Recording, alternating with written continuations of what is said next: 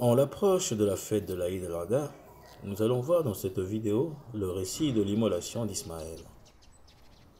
Sache que dans les temps où Ibrahim demanda un enfant à Dieu, poussé par le désir d'être père, il fit un vœu en disant: Ô Seigneur, si j'ai un enfant mâle, je te le sacrifierai. Or Ismaël était né et il avait grandi. Isaac aussi était venu au monde. Des années s'étaient écoulées. Et Ibrahim avait oublié son vœu. Une nuit, Dieu dit en songe à Ibrahim: Ô Ibrahim, accomplis le vœu que tu as fait à Dieu. Or, Ibrahim était un prophète revêtu du caractère d'apôtre, de sorte qu'il aurait été convenable que Dieu lui envoyât Gabriel pour lui dire d'accomplir son vœu. Mais Dieu lui fit connaître en songe sa volonté pour l'honorer aussi par une vision. Après le songe, Ibrahim se résolut à accomplir son vœu de quelque manière que ce pût être. Il dit donc à Hajar, mère d'Ismaël: Envoie cet enfant avec moi, afin qu'il m'accompagne pour aller chercher du bois. Alors Ismaël prit une corde et s'en alla avec son père. Ibrahim lui-même prit un couteau. On dit que lorsque Ibrahim fut arrivé au sommet de la montagne, les anges du ciel se mirent à pleurer et dirent: Ô Seigneur, que ton serviteur Ibrahim est un grand serviteur. Tu l'as éprouvé par le feu, et maintenant tu l'éprouves de nouveau par le sacrifice de son fils. On dit également que la montagne poussa des gémissements, qu'elle trembla et qu'elle dit: Ô Seigneur, quel jour est celui-ci, dans lequel ton prophète offre en sacrifice son enfant? Quant à Iblis, il fut affligé de la résolution d'Abraham, et ne sachant que faire pour empêcher ce prophète d'exécuter son dessein, il courut vers Hajar et lui dit: Où est ton fils? Hajar répondit: Son père l'a emmené pour aller chercher du bois. Iblis ajouta: Ah, Ibrahim t'a trompé, et il veut tuer ton fils. Hajar dit alors: Tu es certainement Iblis. Que la malédiction soit sur toi. Aucun prophète n'a tué son fils. Pourquoi Ibrahim tuerait-il le sien? Iblis lui répondit: Ah, Ibrahim dit que Dieu lui a ordonné d'agir de la sorte. Hajar dit alors: Si cela est comme tu viens de le dire, moi aussi je me soumettrai aux ordres de Dieu. Iblis, désespérant de séduire Hajar, courut vers l'endroit où était Ibrahim, et il se montra à Ismaël. Du fait que celui-ci était un enfant, il pensait qu'il était plutôt naïf. Il lui dit donc: Ô Ismaël, ton père va t'immoler sur cette montagne. Ismaël répondit à Iblis: Ah, tu es certainement Iblis. Un prophète de Dieu ne tue pas son fils innocent. Iblis ajouta: Ibrahim dit que Dieu lui a ordonné d'agir de la sorte. Ismaël dit alors: Il faudra que j'obéisse à Dieu.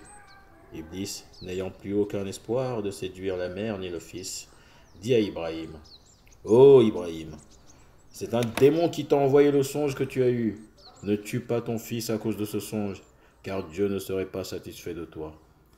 Ibrahim comprit bien que celui-ci était Iblis. Il répondit: Ô maudit, je ne m'abstiendrai pas d'exécuter les ordres de Dieu à cause de tes paroles. Après cela, Ibrahim plaça l'enfant devant lui, tira le couteau qui était dans sa manche, et ayant mis sur son sein la tête de son fils, il se mit à pleurer. Alors Ismaël lui dit: Oh, qu'as-tu, mon père? Abraham répondit: Oh, mon fils, j'ai vu en songe que je devais te faire périr. Ismaël lui dit: Fais, ô mon père, ce qui t'a été formellement ordonné. S'il plaît à Dieu, tu trouveras en moi un homme patient. Il ajouta encore: Ô mon père, pourquoi ne m'as-tu pas fait connaître plus tôt ton dessein, afin que je dise adieu à ma mère? Alors le père et le fils se mirent tous les deux à pleurer. Ismaël dit encore: Ô mon père, le jugement appartient à Dieu. Dépêche-toi et ne perds pas de temps, car autrement tu deviendrais rebelle à Dieu, et ma mère sans aucun doute apprendrait ce qui se passe. Alors Ibrahim se leva et se prépara à faire le sacrifice. Il lia fortement les mains de son fils, le fit coucher sur le côté droit, et lui dit adieu du fond du cœur. Il voulut après cela placer le couteau sur la gorge d'Ismaël, mais sa main trembla, et il versa des larmes. On rapporte qu'à ce moment, Ismaël tourna les yeux et dit: Ô mon père, couvre mon visage avec des vêtements, car tant que tu verras mon visage, ton cœur ne te permettra pas de me tuer. Suivant d'autres personnes, il dit « Couche-moi sur le visage ». Ibrahim fit ce que lui disait son fils. On rapporte aussi que lorsqu'Ibrahim plaça le couteau sur le cou d'Ismaël, le couteau se retourna. Le trancha se trouva en haut et le dos de la lame en bas. Ibrahim fut étonné de ce prodige. Et Ismaël dit « Qu'y a-t-il, ô mon père ?» Ibrahim répondit « Je n'en sais rien. Mais quoi que je fasse, tous mes efforts, le couteau ne coupe pas. Je vois en cela un prodige opéré par la décision de Dieu. » Ismaël ajouta « Place de nouveau le couteau sur mon cou et emploie toutes tes forces. » Ibrahim fit ce que lui disait son fils. Mais à ce moment-là, Dieu fit descendre du ciel Gabriel avec un bélier dont nous allons donner la description. On dit que ce bélier était blanc, qu'il avait les yeux noirs et les cornes longues. Lorsque Gabriel fut arrivé sur la montagne, tenant le bélier par l'oreille, il se plaça derrière Ibrahim, de sorte que celui-ci ne le voyait pas. Ibrahim mit le couteau sur le cou d'Ismaël et appuya fortement. Le couteau plia. Ibrahim se disposa à recommencer. Il leva le couteau pour frapper et achever d'un seul coup.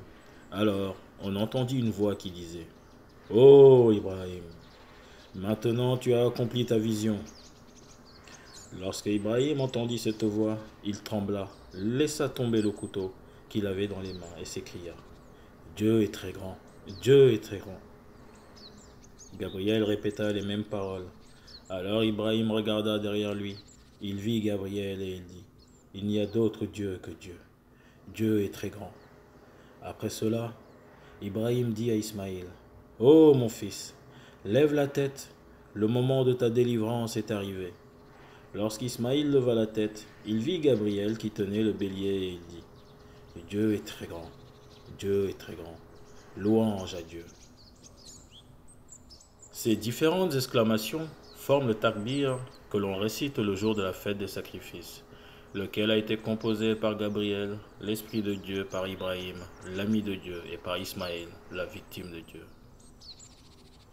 Ibrahim délia alors les mains d'Ismaël, et Dieu dit à Ibrahim, « Dis à Ismaël qu'il me fasse une demande. » Alors, Ismaël fit la demande suivante, « Que toute personne qui paraîtra devant toi avec son péché, et qui aura la foi, remets-lui ses péchés en ma faveur. » Dieu accorda à Ismaël cette demande. Gabriel donna le bélier à Ibrahim dans l'endroit où aujourd'hui on jette des pierres et où l'on immole les victimes, sur la montagne de Mina. Le sacrifice dont nous avons parlé fut une grande épreuve que Dieu envoya à son ami Ibrahim, qui agit avec grandeur en se soumettant aux ordres de Dieu et en accomplissant le sacrifice qu'il s'était engagé à faire. Et Dieu dit, « C'est ainsi que nous rémunérons les gens qui font le bien. » Sourate 37, verset 110. Cela signifie, « Quiconque agira ainsi, je lui donnerai sa récompense, comme je l'ai donnée à Ibrahim. » Quelques personnes disent que le bélier immolé à la place d'Ismaël était le même qu'Abel avait offert en sacrifice. Et Dieu agréa le sacrifice d'Abel, et il mit ce bélier dans le paradis pour y paître jusqu'à l'époque de l'immolation d'Ismaël. Alors, ce même bélier fut apporté et sacrifié pour la rançon d'Ismaël. Mais Dieu seul sait. Et voilà, c'est ici que s'achève cette vidéo. J'espère qu'elle vous aura plu. Si c'est le cas, n'hésitez pas à la liker, la commenter et la partager. Sur ce, je vous souhaite une bonne fête de l'Aïd et prenez soin de vous. Assalamu alaikum wa rahmatullah wa barakatuh.